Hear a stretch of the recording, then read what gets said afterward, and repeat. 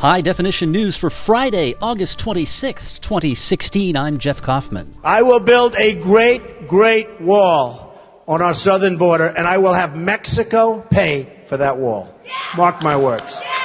From the moment Donald Trump announced he was running for president, his supporters have said his uncompromising position on undocumented immigrants is one of the biggest reasons they support him. And here in California, of course, the issue of undocumented immigration is an emotional one. Now, after 14 months of promising to build a wall on the U.S.-Mexico border and deport an estimated 11 million people in the country illegally, they're out of here. First day, I will send in people. Those guys are out of here.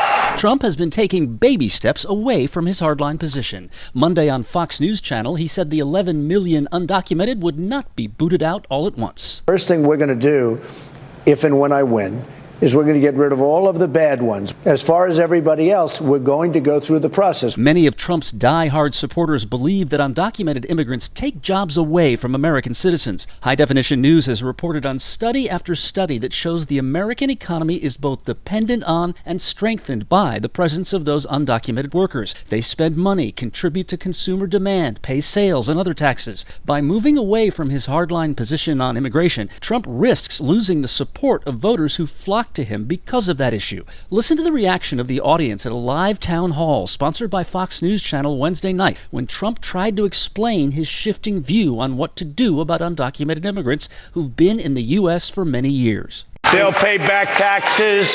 They have to pay taxes. There's no amnesty as such. There's no amnesty. Right. But we work with them. Now, okay, everybody agrees we get the bad ones out. And I've had very strong people come up to me, really great people come up to me. And they've said, Mr. Trump, I love you.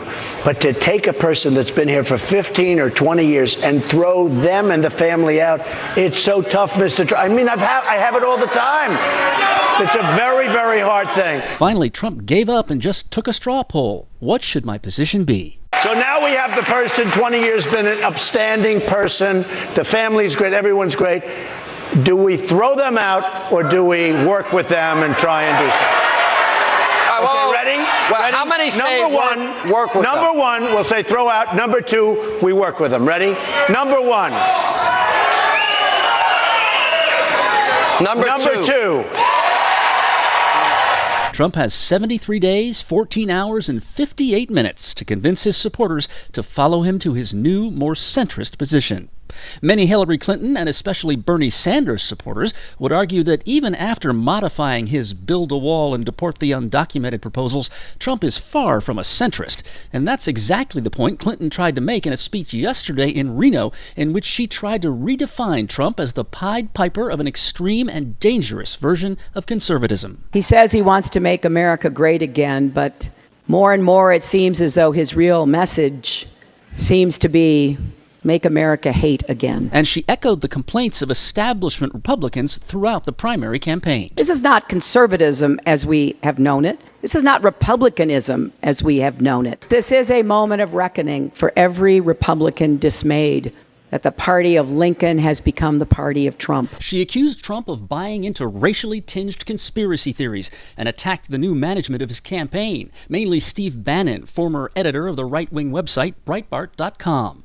And Clinton used a term to describe Breitbart and other extreme right-wing people and organizations that you may not have heard before this week: the alt-right. What is that? We have an ultra-high definition scan. First, you won't find an office building in Washington or anywhere else with an alt-right sign over the door and interns scurrying around with lists of donors. There's no official organization.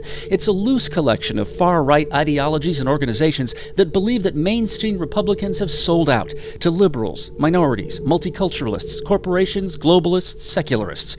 They are largely white and male and more rural than urban.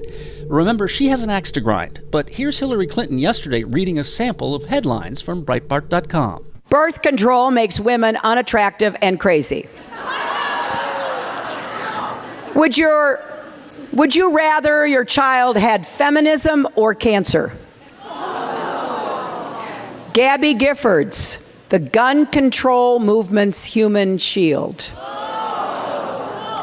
Hoisted high and proud, the Confederate flag proclaims a glorious heritage. Just imagine Donald Trump reading that and thinking, this is what I need more of in my campaign. World News Daily is another alt-right website, and its front page this morning has a report on how the U.S. nurtures jihadists on its own soil. Prepare your kids to pledge to Mexican flag, and the intriguing, what's happened since women got the vote? A lot of reporters have become familiar with the alt-right over the last few years. You know, you get one tweet, then you get 5 tweets. There's kind of like a geometric element to it where they just multiply, and you turn away from your Twitter feed, and a moment later there's 100 more of them and 1,000 of them, and you just have to walk away, otherwise it takes over your whole life. That's Julia Ioffe. She's a reporter for Politico who's been covering the alt-right. Earlier this year, she profiled Trump's wife, Melania, for GQ magazine. The Trumps did not like the article and said so. Ioffe told MSNBC last night that what followed was a storm of abuse that is frankly almost unimaginable. Profanity, slurs, death threats, promises of rape, altered photographs in which Ioffe, who is Jewish, is shown wearing the striped uniform of a Nazi concentration camp prisoner. And that's the stuff we can talk about on the radio. Somebody had posted my phone number online, so I was getting threatening phone calls, people saying I had ordered a coffin or a homicide cleanup to my apartment.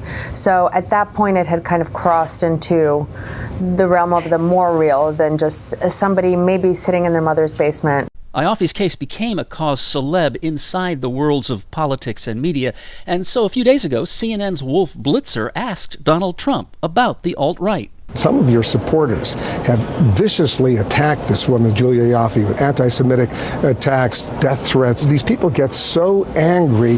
What's your message to these people when something like that happens? I haven't read the article, but I heard it was a very inaccurate article. They shouldn't be doing that with wives. I mean, they shouldn't be doing that. Melania, as a top model, they sent pictures around to Utah, and it wasn't even, it wasn't even like a naked. Followed these anti-Semitic. I don't know about that. I don't know anything about that. You mean fans of mine? Supposed fans of yours posting these very angry. You'll have to talk to them. But your message to these fans is, I don't have a message to the fans. Now you know what we know. I'm Jeff Kaufman, High Definition News.